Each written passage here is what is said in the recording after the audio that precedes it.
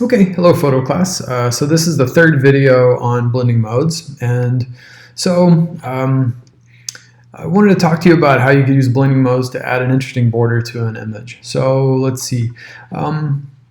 So just to show you a couple of examples, this is an artist named Polly Chandler, and her work, this is probably not digital. I think she shoots film, and so this is this effect, that interesting pattern around the edges, comes from using a 4x5 inch film camera, one of those really big view cameras, and they make a type of Polaroid film that goes in those cameras, a black and white Polaroid film that basically the chemicals sort of stain the edge like this, and your negative ends up with that effect on it. And a lot of photographers, instead of hiding that, will leave it in there so you get that kind of handmade look. So I think I got one more of our images here to show you. And so it's just a really neat look to the image. It just gives it this extra handmade quality. So, and of course, analog photography, darkroom photography is kind of a popular thing. And so, yeah, so that's what that looks like up close. And so you could fake it in Photoshop.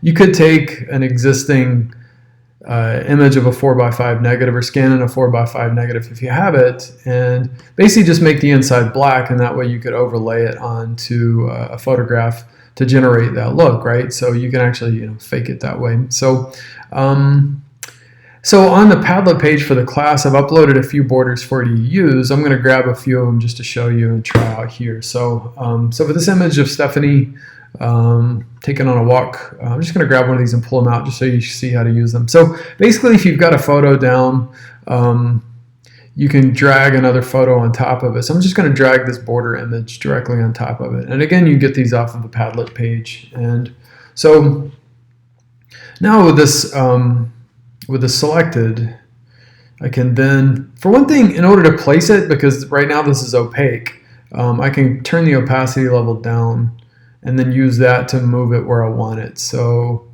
so I can move that layer around, and I can also go up and use the transform tool and just go to, I'm going to use the distort tool. You can move it to scale. If I select scale, it will actually, when I grab this and drag it, it keeps it in scale. And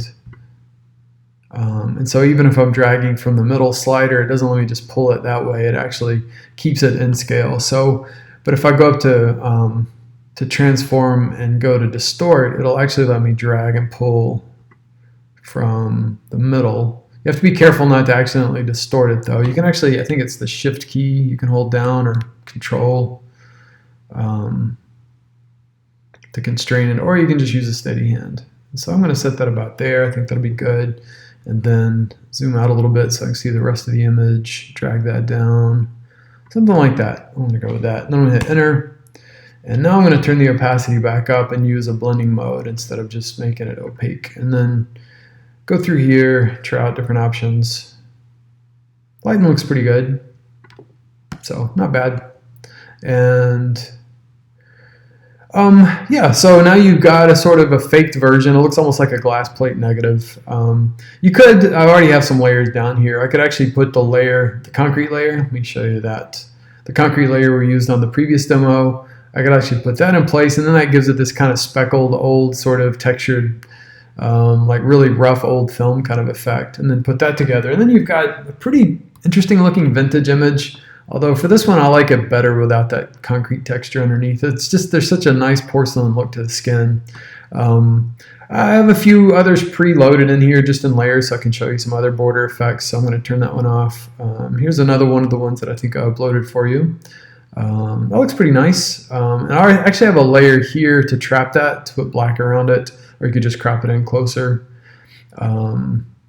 This layer here has this nice sort of a splashy effect, and it reminds me of Sanotype. So that first video I uploaded on, so you're supposed to watch the Sanotype video up first, and then the second video in the series. This is the third video. But to go back to the Sanotypes, when we do the handmade Sanotypes in class, you actually paint the Sanotype chemical onto watercolor paper with a brush, and you could choose to do it neatly, or you can choose to do it with a rough edge. And so that's what this reminds me of. The rough edge of this reminds me of a Sanotype edge. So just for fun, I'm going to do the Sanotype thing again real quick. So I'm just going to get a new layer on there and hit OK.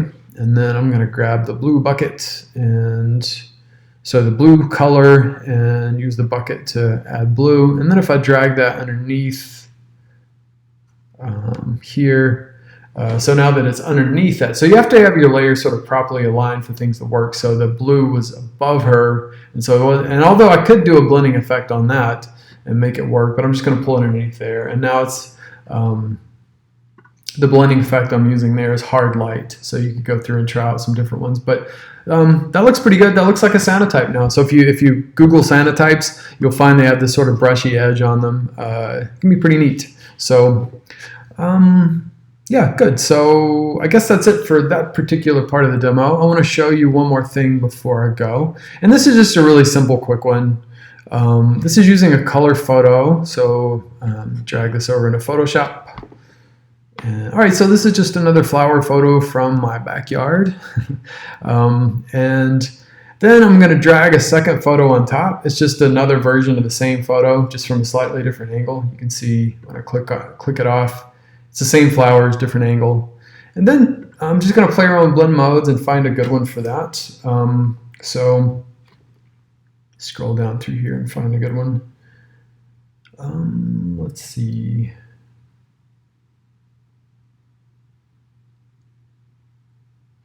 Yeah, linear light looks pretty good. I'll use that one. And that's really pretty exciting. I think it's a little bit on the dark side. You could add an adjustment layer if you wanted to, or if you're tired of layers and tired of fooling around with so many different layers. One of the things you could do, if you know you're done, you like that effect, you could just go over to Layer, this Layer menu, and go down to Flatten the Image. And that means you're only dealing with one layer, and then you can just go over to Image Adjustments. You could do a levels change to it to lighten it up, or you can go to just Auto Tone, and sometimes Auto Tone is just the magic button. And in that case, that really lightened it up beautifully. It looks almost like it's underwater. It just has this really beautiful radiant effect to it. And so you can leave an image like that in color, or you could choose to transform it into black and white. You could add a new adjustment layer to do that if you wanted to, and go adjustment layer, black and white, and click that. You could do it that way, or you could just go to image adjustments in black and white. It's up to you. When you work in layers, it makes it easier to undo things. So it's really, really up to you. I'll go and do it as an adjustment layer, black and white, and already that looks pretty good. I could go through here and try out different ones, try the blue filter, try infrared, try neutral density.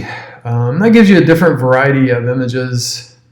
So far, I like the default one best. I'm just going to leave it at that. And yeah, I think that's all I had for you for this video. So good luck with that. The assignment, I'm going to send that along with the email. It'll give you the specifics on the assignments. But basically, it's just to create 3 images using different blend mode options for creativity. So anyway, thanks for hanging in there through all 3 videos.